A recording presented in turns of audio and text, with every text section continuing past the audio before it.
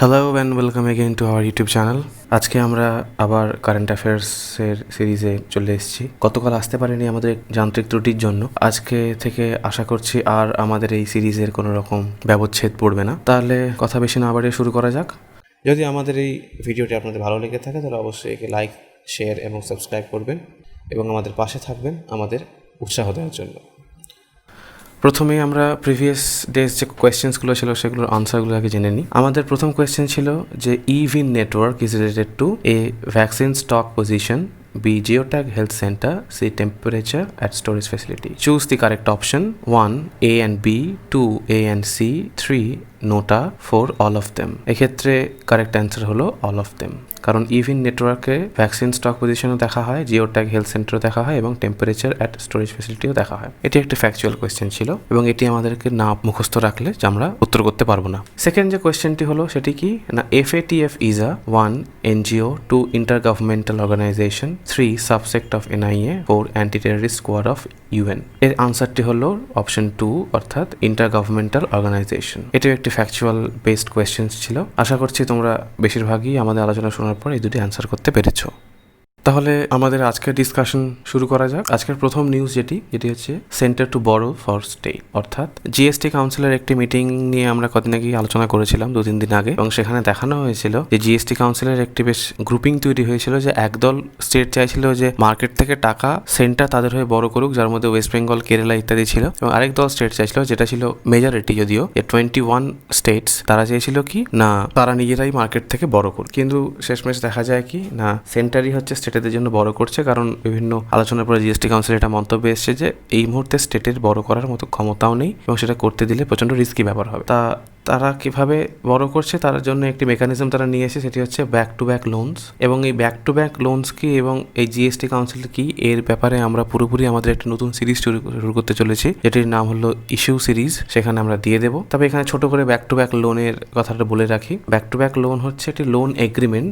এটি হচ্ছে কি না দুটি দেশের দুটো এন্টিটির মধ্যে হয়, অর্থাৎ ধরে নাও এ কান্ট্রি এবং বি কান্ট্রির একটি এন্টিটি এক্স এবং এ কান্ট্রির একটি এন্টিটি ওয়াই, অর্থাৎ এক্ষেত্রে এক্স ওয়াই এর মধ্যে একটি এগ্রিমেন্ট হতে পারে এবং এগ্রিমেন্টে যদিও আমাদের কারেন্সি সেপারেট থাকবে, কারণ ধরো এ কান্ট্রির কারেন্সি রুপি, বি কান্ট্রির কারেন্সি ডলার, এক্ষেত্রে আমাদের কারেন্সি হচ্ছে ডিফারেন্ট হতেই পারে, কিন্তু ম্যাচুরিটি যে ডেটসটা থাকবে সেটা রিমেন ফিক্স থাকবে। আর একটা কি জিনিস বলা হচ্ছে না, যেটা হচ্ছে গ্রস ইন্টারেস্ট রেট, এটাও সেপারেট হতে পারে দুটো দেশের এবং সেপারেট করাই থাকে ওটা হবে। কিন্তু এটা কোথায় উপর বেস করে তাহলে করা হয় না, কমার্শিয়াল যে রেট আছে ওই জায়গার, অর্থাৎ এই কান্ট্রিতে যে কমার্শিয়াল রেট আছে সেখানে তার উপর ভিত্তি করে সেখানকার ইন্টারেস্ট রেট তৈরি করা হবে। যেমন ধরো আজকে ধরে নাও বি কান্ট্রিতে কমার্শিয়াল রেট ধরো M%, সেখানের উপর ভিত্তি করে সেখানে ইন্টারেস্ট রেট করা হচ্ছে সামথিং ধরে নাও 10%।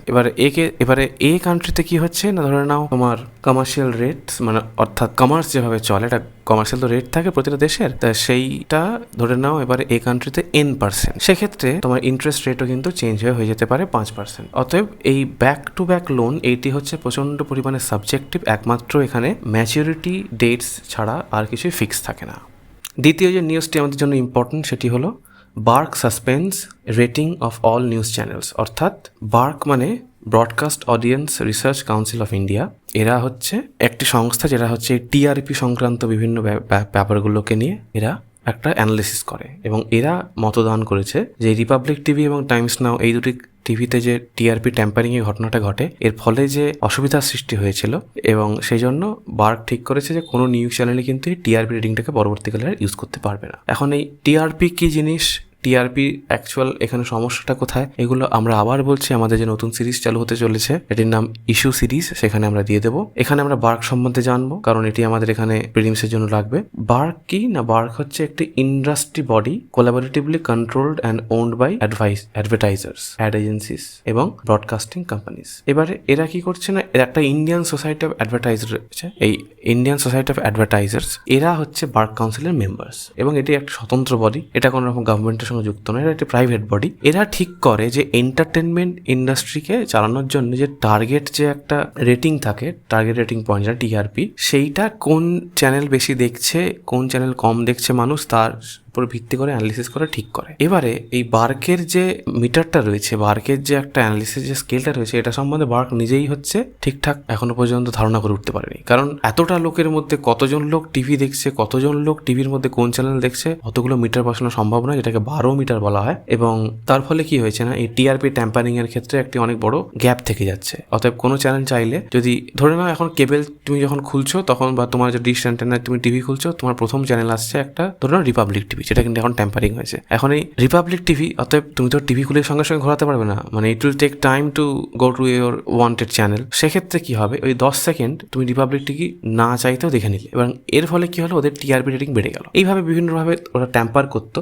তা এই বার্ক হচ্ছে এই ট্যাম্পারিং এর একটা কড়া নজরদারি রাখে। এর আরেকটা খুব গুরুত্বপূর্ণ পয়েন্ট কি, যে এটা 2014 সালের জানুয়ারি 10 তারিখের পর থেকে বার্কে রেজিস্টার করা হয়, এবং 2015 সালের জুলাইয়ের পর থেকে এটা মোটামুটি যে সমস্ত পলিসিসগুলো বা যে সমস্ত ট্যাগলাইন্সগুলো বা যে সমস্ত গাইডলাইন্সগুলো ওরা তৈরি করে টিআরপি রেটিং এর ক্ষেত্রে, সেগুলো নিয়ে ওরা ওদের কাজ শুরু করে। বার্ক সম্বন্ধে আমাদের প্রিলিমসে এইটুকুই জেনে থাকা প্রয়োজন। তবে টিআরপি কি, টিআরপি ট্যাম্পারিং কি, এই পুরো ইস্যুর উপরে আমরা কিন্তু আমাদের ইস্যু সিরিজে আলোচনা করব। নেক্সট যে ইম্পর্টেন্ট নিউজ আমাদের দরকার, সেটি হলো নন্দনকানন, অর্থাৎ ওড়িশার যে নন্দনকানন আমরা সকলেই জানি যারা পুরী গিয়েছি, Nandankanan to come up with adoption policy. এখন নন্দনকাননটি একটি জুলজিক্যাল পার্ক, এটি উড়িষ্যার ভুবনেশ্বরে অবস্থিত।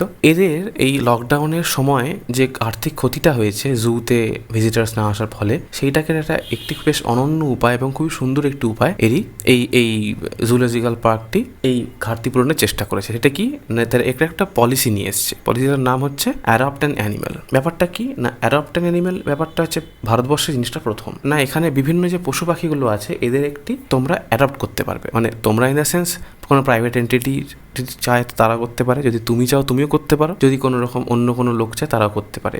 এবং সেখানে 500 টাকা থেকে শুরু করে 2.5 লাখ টাকা পর্যন্ত অ্যাডপশন পলিসি রয়েছে। অর্থাৎ তার মানে এই অ্যাডপশন পলিসি মানে এই নয় যে তোমাকে সে বাঘ খাঁচায় পুরে তোমার বাড়িতে এসে রাখতে হবে, কখনোই নয়। তুমি ওই বাঘটিকে রক্ষণাবেক্ষণ করার জন্য তোমার যতটুকু যা প্রয়োজন সেই টাকাটা তোমার একটা অ্যানাম বেঁধে দেওয়া আছে, তুমি প্রতি বছরে ওই টাকাটা জমা করতে পারো ওই জুলজিক্যাল পার্কের অথরিটিতে, এবং তারা তোমার ওই টাকা থেকে সেই প্রাণীটির রক্ষণাবেক্ষণের সমস্ত কাজকর্ম দেখভাল করবে। এক্ষেত্রে সব থেকে হাইয়েস্ট অ্যামাউন্ট কোনটা না, 2.5 লাখ টাকা, যেটি একটি হাতিকে রাখার জন্য। এছাড়াও 1.5 লাখ টাকায় মেলানিস্টিক টাইগার্সকে অ্যাডপ্ট করা যেতে পারে। এছাড়া এশিয়াটিক লায়ন্স এবং বেঙ্গল টাইগার, এই দুটি প্রাণীকে 1 লাখ টাকা দিয়ে তোমরা অ্যাডপ্ট করতে পারো। আর কেউ যদি চায় 500 টাকাতে তাদের অ্যাডপশন শুরু হচ্ছে, এবং তার মধ্যে অনেক পাখিও রয়েছে। এবং এনজেপি বা নন্দনকানন জুলজিক্যাল পার্ক, এর সম্বন্ধে একটি বড় তথ্য হলো যে এর মধ্যে প্রায় কয়েক লক্ষেরও বেশি ফনা এবং ফ্লোরা সঞ্চয় করে রাখা আছে, এবং এটি one of the leading zoos in India in terms of collecting and preserving this ফনা।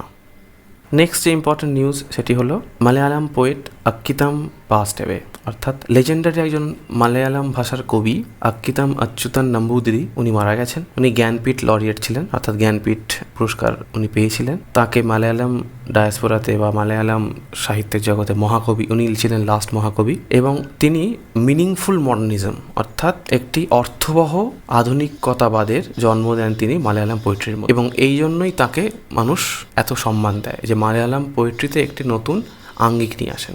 এনার one of the most noteworthy books হলো বলিদর্শনম বা বলিদর্শন। ইনি 2017 সালে পদ্মশ্রীও পান। এক্ষেত্রে আমরা জ্ঞানপীঠ অ্যাওয়ার্ড সম্বন্ধে একটু ছোট করে জেনে রাখি যে এটি একটি অ্যাওয়ার্ড যেটি হচ্ছে লিটারারি এক্সেলেন্সের উপর বেশ করে দেওয়া হয়, এবং আমাদের অমিতাভ ঘোষও এই অ্যাওয়ার্ডই হয়েছিলেন এবং তিনি পেয়েওছেন। এটি 1961 সালে প্রথম ইনস্টিটিউট করা হয়েছিল, এবং প্রথমত এটি ইন্ডিয়ান ল্যাঙ্গুয়েজের উপর ভিত্তি করা হলেও এর 8 স্কেডিউলে এটা ইংলিশ ল্যাঙ্গুয়েজ এইটাকে নেওয়া হয়, এবং এটি পোস্টমাসলে দেওয়ার একটি প্রথা আছে। এর সঙ্গে একটি ছোট করে নিউজ কি না, ভানু আঠাইয়া বলে একজন ভদ্রমহিলা ছিলেন। উনি বিখ্যাত ফ্যাশন ডিজাইনার ছিলেন। উনি ছিলেন ভারতবর্ষের প্রথম অস্কার উইনার, যিনি গান্ধী এই ফিল্মটির জন্য 1983 খ্রিস্টাব্দে ওনার কস্টিউম ডিজাইনিংয়ে উনি অস্কার পান।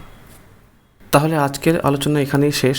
এরপরে দুটি কোয়েশ্চেন আমরা আবার আগের দিনের মতো তোমাদের দিয়ে দিচ্ছি, তোমরা আমাদের কমেন্ট সেকশনের উত্তর জানাবে। First, consider the following statement. A, Nandankanan is the first zoo in India to adopt an animal policy. B, the highest price is 2.5 lakh for an Asiatic lion for adoption. Choose the correct option. 1, A only, 2, B only, 3, A and B both, and 4, none of the above. Second question, choose the correct option. এটা ভালো করে শুনবে, এই কোয়েশ্চেনটা কিন্তু factual নয়, এটি analytical. First, in back to back loan the currencies remain fixed but the maturity dates vary. 2. It is a pan-world trade mechanism. 3. The gross interest rates of the loan are separate. 4. In Indian context, the states will give back to back loans to center. Thank you. আজকে আলোচনা আমাদের এই পর্যন্তই।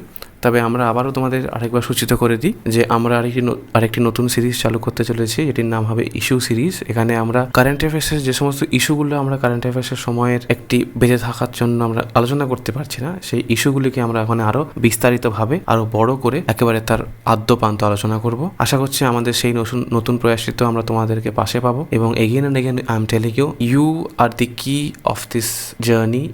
You the subscribers, you who like our videos, you are helping us to create a better job for you. So please stay with us, help us, support us, and obviously do like, share and subscribe and press the bell icon. Thank you.